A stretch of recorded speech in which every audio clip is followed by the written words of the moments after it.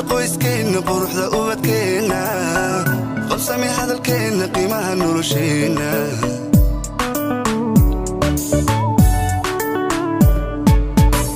qaranka qoyskeena quruxda ubadkeena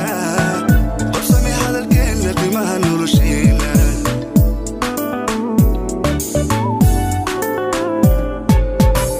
qamuuska qiseeya qoraalka dhigaya sida caashiqina qamuuska qiseeya qoraalka dhigaya sida caashiqina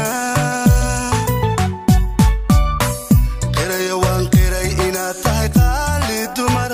qalbiga waad qaadato